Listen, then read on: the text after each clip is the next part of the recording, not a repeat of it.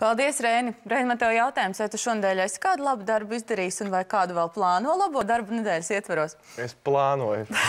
Ko tu plāno? Nu, visu kaut ko, tas lai paliek noslēpumā.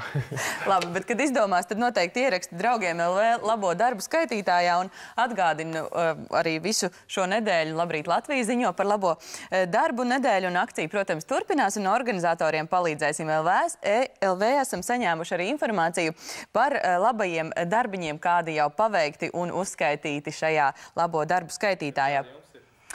Tiem labajiem darbiem. Nu, mēs arī gan veicam, gan plānojam. Noteikti informēsim arī darbu skaitītāju. Bet es gribēju uzskaitīt daudz skolēnu labo darbu nedēļā. Piemēram, ir atklājuši, ka ir palīdzējuši mājas darbos skolas biedriem. Sandra ir nodevusi astiņas, Viktorija palīdzējusi Omītei apkot trūšu, Saiva uzdāvinājusi mājas 2 kucēniem no Tukuma patversmes un daudz vēl labu darbu ir uzskaitīti šajā labo darbu skaitītājā. Un, ja jūs esat kaut ko labu paveicis vai plānojat to izdarīt, noteikti arī ierakstiet par to draugiem LV. Arī mūsu turpinājumā Renāts Ābelītis sagatavotais stāsts par labajiem darbiem. Labrīt, Latvija! Labo darbu nedēļā mēs viesojamies Zālītes speciālajā internāta pamatskolā. Šeit viņu sauc par mazo skoliņu, un šeit mūs gaidīja bērni. Viņi gaidīja mīļas vārdus un galvenais – garšīgo kliņģeri. Šajā skolā mācās 42 bērni. Īpaši bērni. Bērni, kuriem ir problēmas ar veselību. Kādas īpašības skolotājiem vajag?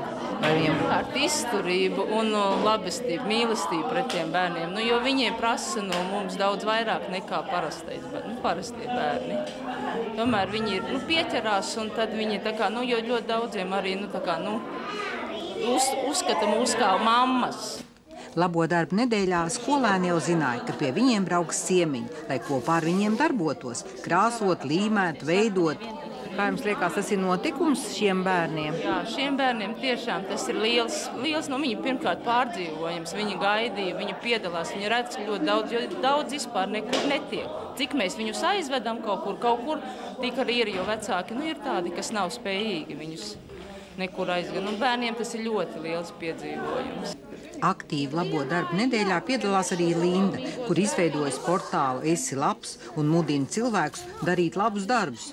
Īstenībā jau katram kaut ko gribās, bet tikai vajag kādu mazlietiņu, kurš tā kā parauj aiz rokas, kurš paaicina, un tad jau arī uzreiz arī, ja ir kāds, kas pasaka, ejam, tad arī visiem patīk un darboties, un pašam pēc tam forši sajūt, ka kaut ko labu esi izdarījis. Šobrīd arī mums ir portālā esilabs.lv. Mums tagad šonadēļ tieši būs jauna sadaļa par brīvprātīgo darbu. Un tieši, kur jau paši gan var reģistrēties, gan var pieteikties sludinājumiem, gan arī organizācijas ir aicinātas likt savus sludinājumus. Un, protams, tas ir tikai viens posms, tas ir brīdis, kad cilvēks reāli piesakās.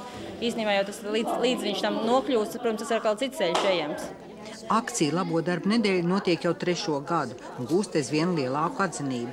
Pagājuši gadu arī nebija neko dzirdējis par labo darbu nedēļu, tad šogad ir tas, ka tiešām dzirdu gan radio, gan arī no cilvēkiem, vairākiem, kas stāsta man un jautā man, kas te tur ir un kas te tur notiek. Un cilvēki noteikti ir daudz atsaucīgāki un daudz interesantāki. Patīkam, ka šajā akcijā piedalās arī daudz brīvprātīgie, īpaši jaunieši. Man tā nav pirmā pieredze. Ir darīts, un es zināju, ko es sagaidīju šeit, un bērni ļoti atvērti. Viņi jau gaidīja, skatījās aiz logu, ja mēs jau braucam un pa māju mums ar rokām, un ļoti atvērti bērni. Un darbojās ļoti labi, jā.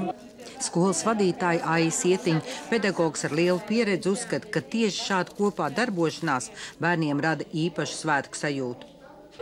Es domāju, ka jebkurš mazais darbiņš veido visus lielos darbus, un arī šāda kaut vai viena nedēļa šo bērnu dzīvē ļoti daudz ko dod. Bērniem palīdz, bērniem šo te ikdienu izdaļo, izkrāšņo. Katram no šiem bērniem ir savs liktenis, bet visiem ir vajadzīga uzmanība un mīlestība. Un liels paldies Mārtiņa Beķerējai par lielo svētku kliņģeri, kas sagādāja prieku un bija ļoti garšīgs. Liku medu zem akmeņa, pavarīgāju dziedātams. Liku medu zem akmeņa, pavarīgāju dziedātams.